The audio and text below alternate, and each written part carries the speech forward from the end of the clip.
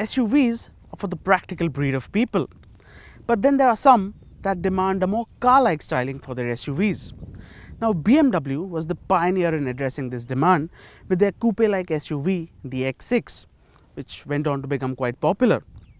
And now they've brought out something just as sporty, albeit in a smaller package. This is the all-new X4. So here are 4 things that we loved about the BMW X4 and 2 things that we didn't. Now, car design is always a subjective topic, and if it's any good, it can attract attention in different ways. This BMW X4, for instance, isn't the most beautiful looking SUV out there, but what it lacks in beauty, it makes up in presence. The first thing that you notice is the sloping roofline at the rear, which gives the X4 a coupe-ish stance.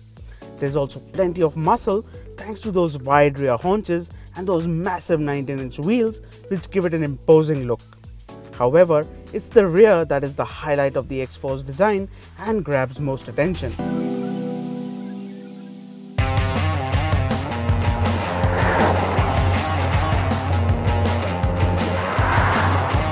The X4 isn't just a looker, especially in this 30D M Sport avatar.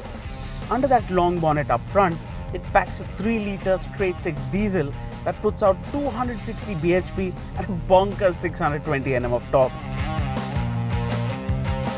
Thankfully, all that torque is transferred to all 4 wheels, and that makes harnessing it an easy affair. The X4 feels extremely docile when driven in a normal manner, but shifting to sport mode awakens the beast. The electronics work overtime to keep things in check, and the rev counter swings across more like there's a petrol under the hood. BMW claims the X4 can hit 100 km per hour in 6 seconds, and we don't doubt it at all. Anything that comes with 19-inch wheels and does a 6-second 0 to 100 km per hour dash can rarely be deemed comfortable, but the X4 proves otherwise. Belonging to the X family of vehicles, the X4 boasts more than ample ground clearance for our road conditions. That apart, the suspension also takes in broken surfaces quite well. Yes, there is always an underlying stiffness and the occasional thud does filter in, but that's only over really sharp undulations. Overall, especially in comfort mode, the X4 feels extremely pliant and comfortable, especially for a car promising high levels of performance.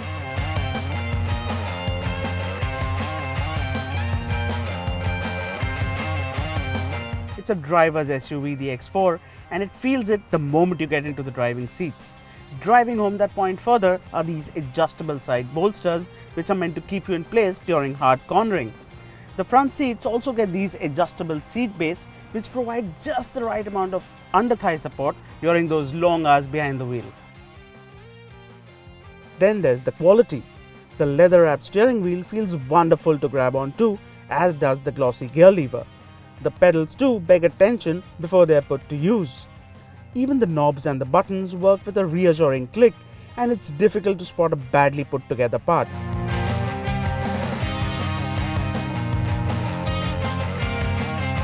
Now, sloping roof lines look great on the outside, but there's no doubting the fact that they do compromise headroom. Now, the headroom here looks fine enough for me, and I'm about 5 feet 9 inches. But if you're around 6 feet tall, headroom will be cramped for you. The rear bench falls short on under-thigh support as well and is not as comfortable as the front seats for longer trips. The rear seats, however, can be reclined, but by a very small angle. For the chauffeur-driven kind, then clearly there are better options out there. Now on the outside, this is a big looking boot, but once you open it,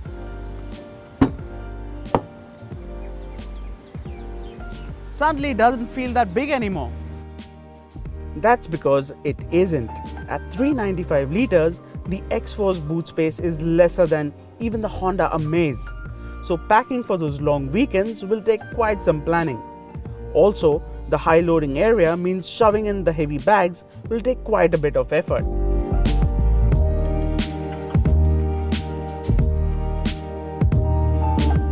Clearly then the X4 isn't for the chauffeur-driven kind. But if you want your SUV to stand out and sprint away from the rest of the XUV brigade, the X4 should definitely be on the top of your buying list.